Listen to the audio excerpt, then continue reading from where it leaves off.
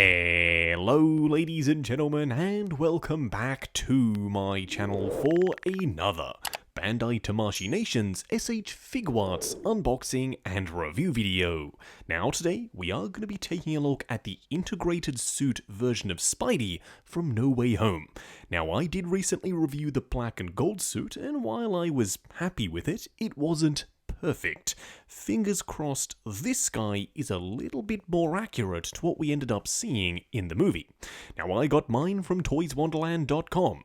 Link for that is of course in the description below. They have 12-month installment plans and an awesome reward system.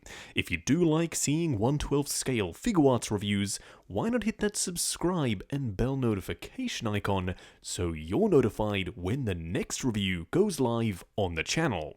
What we are going to do now though is get the box laying flat in the light box and do the unboxing. Here of course we have the box art, and right off the bat, this box is way more compact compared to the black and gold suit. That's because this guy doesn't come with anywhere near as many accessories. The design, however, is largely the same. An open window showcasing Spider-Man inside, the Spidey logo on the front of the box, plus a rendering of the suit, an image of the figure himself on the side there, and a ton more product shots on the back of the box. Now if you'll remember, the black and gold suit did come with that unmasked Tom Holland head sculpt, and we will be trying it out on this figure throughout the course of the video. One of the most annoying things about unboxing Figuarts figures is that the hands always go flying when you take off this top cover. It's just something that you're going to have to get used to because it happens pretty much 99% of the time. Nevertheless, the figure himself does look suitably decent. We will touch on that a little bit more though throughout the course of the video. What we are going to do now is get all of the accessories laid out in the light box and take a closer look at everything he comes with. Here we have all the parts and pieces, and as you can see, it's slim pickings. He doesn't come with a ton of stuff. You do, however, get two web effects, and they look great. They do have a kind of zigzag pattern about them, so they're not just one straight line. They are molded in a semi-translucent opaque plastic, and you do have a ring on the end, so you can attach it to his wrist peg. You also do get a full array of Spidey hands, as you would expect, although the color scheme isn't accurate. They are supposed to be inverted. Red for the fingers, then black for the rest of the hand, just like we saw with upgraded suit. However, they decided to mix it up. I'm not exactly sure why. At the very least, there is a ton of texture on the hands themselves, and you do get a variety of poses.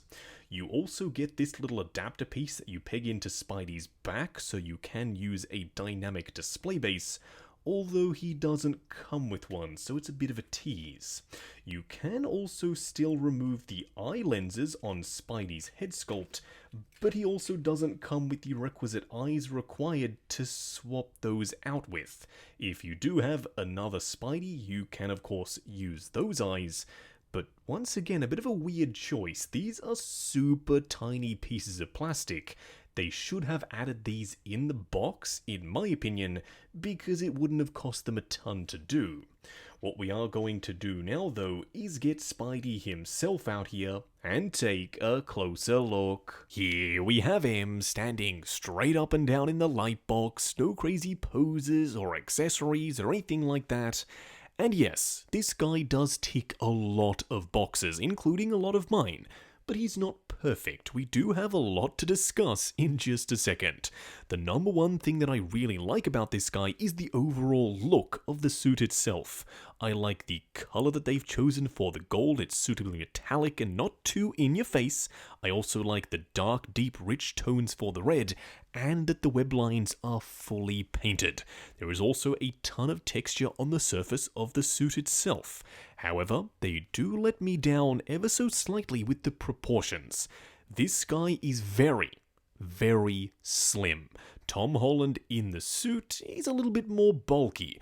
I don't think this perfectly captures that look.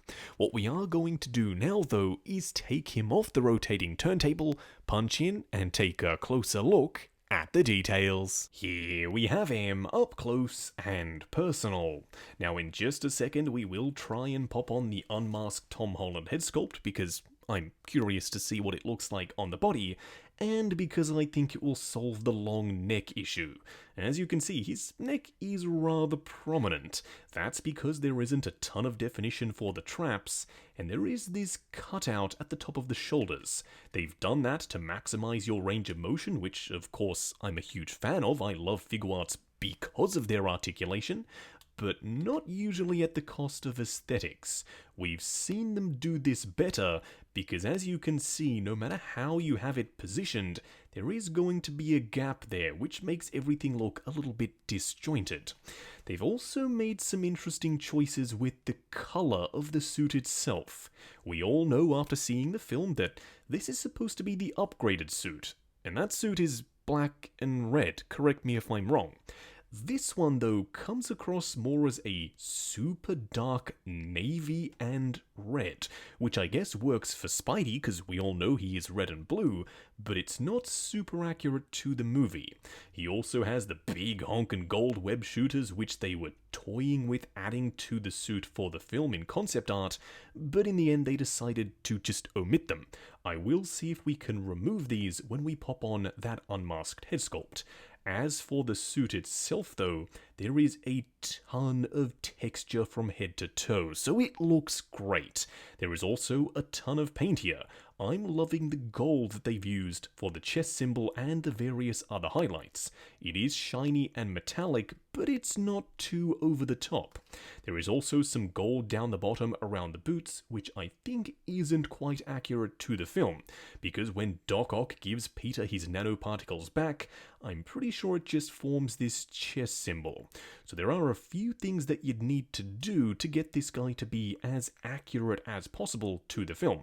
I wouldn't be surprised if they release a second version with those things corrected. Now, of course, around the back, the Spidey thong is still present. It's not ideal and it is rather hideous. It's even more egregious around the front where you can see these panels. You can sort of slide them back to hide them a little, but no matter how you do it, if you just have him standing there, they are going to be ever present. I'm a much bigger fan of how Mafex do their hip skirt pieces. They just look far better. This, once again, and I'm going to use the same word I did earlier, looks slightly disjointed. But overall, I'm still happy with the way this guy looks, even with a couple of weirdnesses here and there.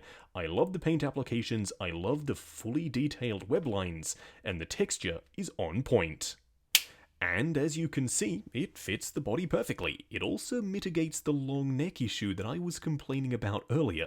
Some people may now complain that the neck is too short, and I totally understand. It's a bit of a jarring difference to see what he looks like now compared to previously, but trust me, everything is far more in proportion. I also love the half and half skin tone and red suited neck. The texture of the suit matches the body perfectly, and so too do the painted web lines. This is totally a display option that I'm considering using for my collection. I've also removed the gold web shooters. It was super easy to do. You literally pop the hand off, then slide off the web shooters. Although now it does fully expose his wrist peg. Now with the black and gold suit, the wrist pegs are exposed as well, so it's not something we haven't seen before, but these are a little bit more prominent. You could technically Dremel out the hole in the forearm and the hand to get it to sandwich in a little bit tighter, and I may actually do that because I think the gold web shooters are just a little bit out of place. But overall, yeah, I'm really happy with how he looks. As promised earlier on in the video, I wanted to try out some of the interchangeable eyes from the black and gold suit on integrated suit. Now, he doesn't come with his own set of interchangeable eyes, and you'll already know how I feel about that. It's far less than ideal. But the black and gold suit ones are compatible. They fit in perfectly, they sit flush, and they look great. So if you are picking up this entire line, you can swap the parts and pieces between them. Now for a quick side-by-side comparison, here we have the Marvel Legends integrated suit and the Figuarts black and gold suit. As you can see, the Figuarts releases are shorter than your US domestic figures, and that works for me. I'm okay with Spidey being a little bit shorter. Plus, the height difference isn't too drastic. They are a lot slimmer though, which I know isn't going to work for everyone. Some people did comment in my black and gold suit video that they prefer the bulkier look of the Marvel Legends, and that's totally fine. But for me, I do prefer the proportions, even with the slightly longer neck on both of these Figuarts releases. The detail, the paint applications, the accessories, they pretty much win all round. However, the Marvel Legends figure does have the size and the bulk, plus the black sections are a little bit darker. They're still not 100% bang on to the movie, in fact they kind of read an almost greenish grey, whereas the Figuarts goes a little bit more towards the blue. Either of them is going to work really nicely in your collection, it's all down to personal preference. Next up, here we have the No Way Home version of Doctor Strange, and as you can see, he is significantly taller than Peter, but that's perfectly fine with me. He's supposed to be a high schooler, the height difference isn't too egregious. And I think these two can work really nicely together. The best part about this Doctor Strange is the head sculpt. I think it's on point and it sells this figure. I will be picking up the Doctor Strange from Figuarts as well, so when he comes out, you can expect another comparison. Just going over articulation. Now bear in mind this is my personal copy of the figure, so I'm going to be a little bit more careful. I'm sure when you get yours in hand, you can push the joints slightly further than I am willing to go. Now starting off with the head sculpt, there's a ball joint at the base of the head and another at the base of the neck. Looking forward to there, going back to there, swivel and then pivot side to side. The arms will go up to about there, they will go forward and back. Butterfly joint at the shoulder that also hinges up and down. Swivel at the bicep, a double bend at the elbow that goes the full way, plus a hinge and swivel for the wrist peg. The torso does have a ball joint at the midsection and another at the waist, crunching forward to there with a faux piece that comes up to cover the gap when you do crunch him forward. Going back to there, swivel and pivot side to side. The legs will go forward to there, they will go out to there, swivel at the upper thigh, a double bend at the knee that goes the full way, hinge and swivel for the ankle, plus toe articulation. Just wrapping up on the S.H.Figuarts integrated suit Spider-Man from No Way Home. Now going into this, I was really excited. You all know I'm a huge fan of the movie and I really did enjoy the black and gold suit. This is similar to that in that it is largely inaccurate. You can remove the web shooters, but you can't do much about the blue instead of black on the suit. I really don't know why they made that choice. Now it does come in at a lower price point, but that means it doesn't come with a ton of stuff. I wouldn't be surprised if sometime down the line we get a far more accurate 2.0 version that comes with the Tom Holland head sculpt, the swappable eyes, and maybe even an articulated display base, because it is a very light release. That being said, I still really enjoy it. I think it's better than the Marvel Legends figure, especially when it comes to articulation and sculpted in texture and detail on the suit, but it is very slim. I would have appreciated if they bulked him out just a little bit more. At the end of the day, I'm still suitably satisfied, but it also leaves me waiting for potentially an even better Mafex figure. Do let me know if you'd like me to start reviewing Mafex figures on the channel in the comments below. Now, I got my integrated suit Spidey from toyswonderland.com. Link for that is in the description below. They have 12-month installment plans and an awesome reward system. While you're down there, check out the link to 6 Scale Network, the Facebook group. Come along, chat figures, share photos of your collection, and of course, see what's coming up next on the channel. Like, comment, and subscribe, and we'll catch you in the next video.